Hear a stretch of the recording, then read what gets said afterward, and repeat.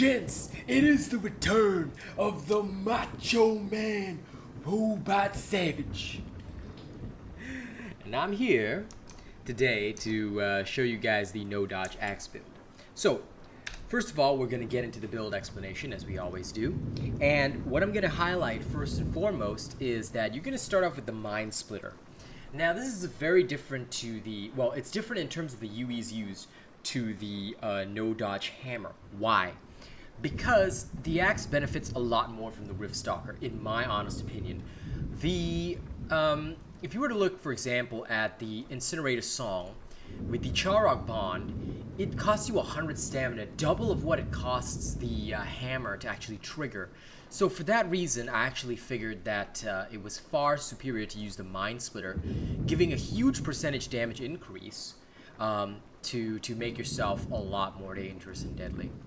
Alright, and hang on, let me just put the cells back in, because goddamn. Alright, energized here. Okay, so you're going to start off with Endurance and an Energized Cell. Alright, why? Energized will help you charge up your axe meter faster, which means a 2.5 times bonus on your throw. That is often considered very useful and very helpful to your DPS. So you don't want to miss out on Energized. If you really feel that you don't need Energized, that's fine. You can also go with Berserker.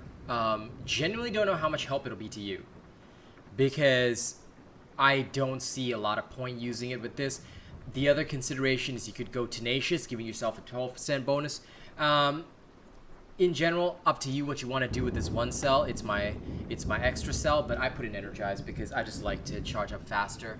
And basically that's it. I like to make sure that my throws always have a bonus on them usually. So Endurance, Energized cells, this will be in your weapon. Your special. Okay, here's the fun part about this. Normally you would use Grim Onslaught, which is standard for most axe builds, but I actually found some fun. Because you're using a no-dodge build anyway, you may as well have some fun. You can run the Relentless Onslaught instead, which would enable you to, throw your axe up to 3 times. It's fun. It's actually fun to use, and some people would prefer it. I personally think that it's hilarious, and I would prefer to actually use this. DPS-wise, to be honest, the Grim Onslaught benefits a lot more from the full bar bonus, which is the 2.5 times.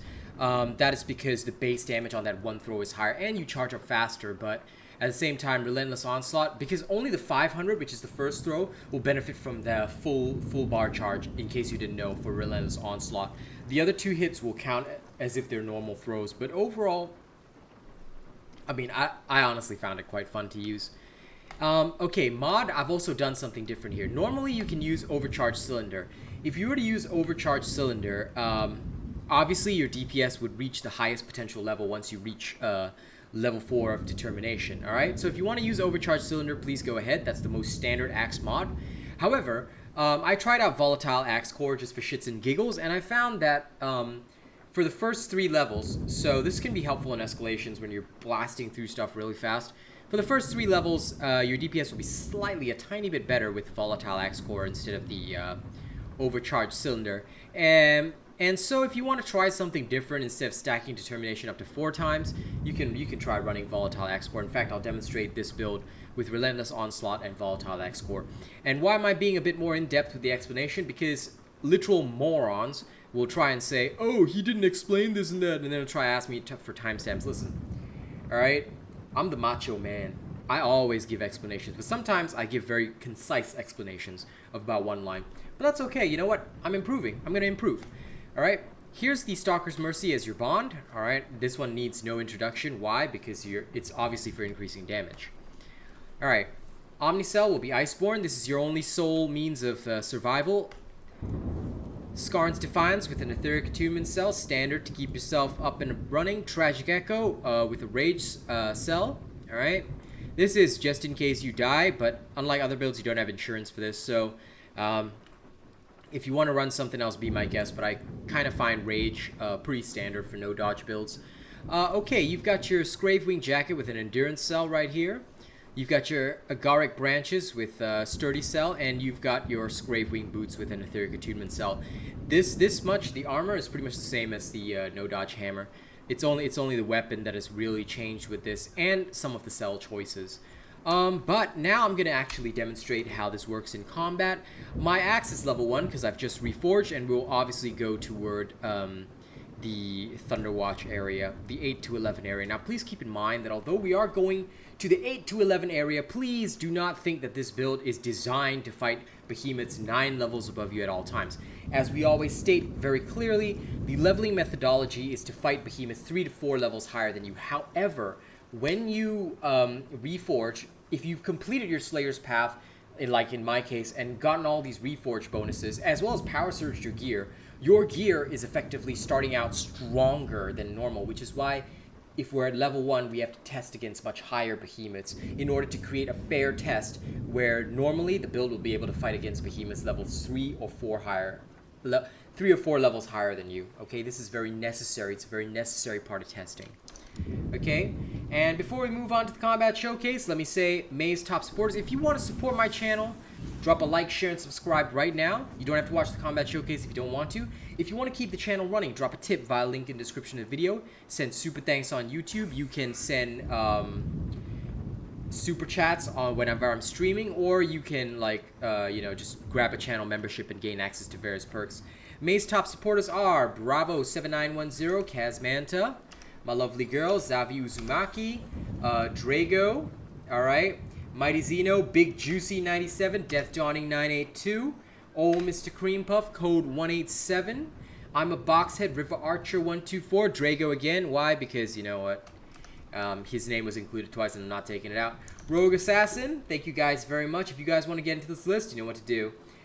The Throne of Honor also refers to those who are currently members of the channel, Death Dawning 982, plus Ultra member, code 187, Rogue Assassin, Drago, Joshua Moritz, Don't Mind Me, Stephen Martin, Old Mr. Cream Puff, Jerry Fast, Logan Schwartz, Ditorius Venom, The Forgotten, Nate the Great, Zach NFG, all lovely Prestige members. Thank you so much for supporting me and my channel. I appreciate you guys tremendously.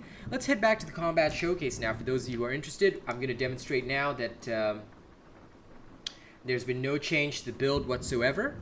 Alright, we've still got our plus 6 adrenaline for damage. We've got our plus 6 endurance to improve adrenaline.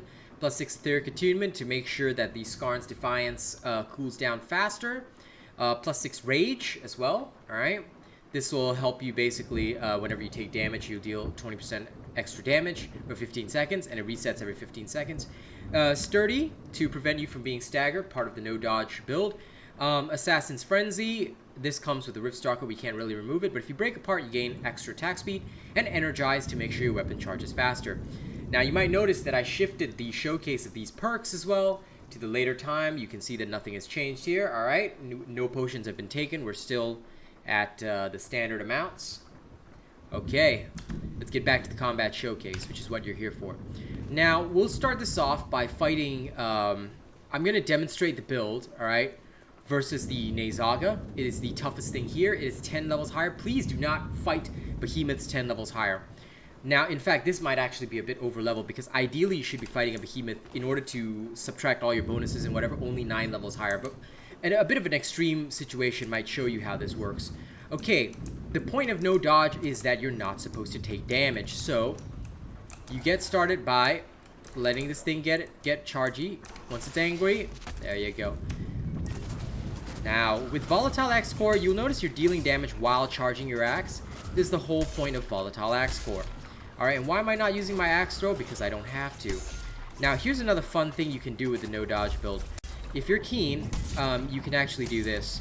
Use the light attack combo with the continuous attacks. You can actually do that if you so choose. It's entirely up to you, but it is a possibility. Alright. I prefer not to because obviously that would eliminate some of my potential, you know, like movement opportunities. Now you'll notice that this creature being 10 levels higher is obviously going to dish out a lot of damage to me, alright? And the Tragic Echo will trigger upon death, enabling you to utilize the bonus damage to dish out a lot more. Now this is why I don't recommend fighting behemoths 10 levels above you, obviously because, well, aside from the fact that it's not exactly healthy with a no dodge build builds actually require you to fight behemoths about 3 to 4 levels higher than you And most endgame builds are also suited for that kind of content. Why? Because realistically speaking, you're in a situation where you literally have to deal with taking damage, and you don't want to take too much damage. But when a behemoth is that high above you, and keep in mind that this is a no dodge build, meaning that you're designed to take damage. So obviously, you know, you're supposed to heal off your swings and such, which is going to be a lot harder for you, considering that Iceborne, and you don't have toughness to also offset the now, yeah, I'm gonna have to revive there again. But because you don't have Iceborne to, like, because you don't have toughness to increase the lifesteal that you get from Iceborne, your lifesteal is actually not that high. So keep that in mind, alright? I'm gonna demonstrate this against a lower level behemoth, alright, which is the Drast that we saw earlier, to give you a more fair comparison. Had we had a creature that's level 9, that would have been ideal. But I'm gonna show you the difference when you encounter something that's at the level where you're meant to be fighting at, alright? If you fight too far above your level, that's not going to work, especially for no dodge builds. I did that mostly to showcase the fact that Tragic Echo will give you a little bit of a boost. But against a normal creature, alright, and again, keeping within that bracket of 3 to 4 levels, alright, you've got your opening stun. Without dodging much, you'll still be able to survive. Now, keep in mind, you'll still be able to do plenty of damage as well, which is the other important part about this build. You need to be dealing out damage. If you're not dealing out damage, you're kind of not using no dodge properly. All right, if your stagger runs out, that's okay. But you want to try and consume as much stamina as possible, because that is what's going to give you your best situation. Alright, and every time you get your full bar... Oh dear. Drast moved back. Sorry about that. Messed up that throw, but ideally, every time you get your full bar, you want to throw. Alright? Don't throw the fight, but you want to throw your axe, at least. Yeah? I know. Lame dad level jokes, but that's okay. That's what you're here for. So even if it deals out plenty of damage to you being 7 levels higher than you, you'll still be able to battle back quite easily, assuming that you're not fighting too far above your level. So again, with these types of builds, please don't go and fight behemoths that are 10 levels higher than you. I was literally doing that as part of the showcase. Oh no, I missed my pickup. Oh well. But there you go. Against something that's 8 levels higher, you can see that there's very little threat to you. And this is when your axe is at level 1. That is because a behemoth that is 8 levels higher is roughly the equivalent of something that is 3 levels higher at higher levels of gameplay. Alright? Keep in mind that you have a lot of bonuses from your Slayer's Path, especially if you've played as long as I have. So, in order to make sure that we do fair testing, that's why we do this. Alright? Okay, that brings us to the end of the showcase. We hope you enjoyed the no dodge axe build. Thank you very much. I hope you have a good time. And remember, 3 to 4 levels higher. Okay? Please don't run off and do exactly what I've done in this video. This is to show you a demonstration based on the fact that I just reforged the axe. Actual combat, 3 to 4 levels. Don't go beyond the recommended or you're gonna have a bad time. Okay? Like, share, and subscribe if you enjoy my content, and I'll see you on the next one, alright? Thank you very much.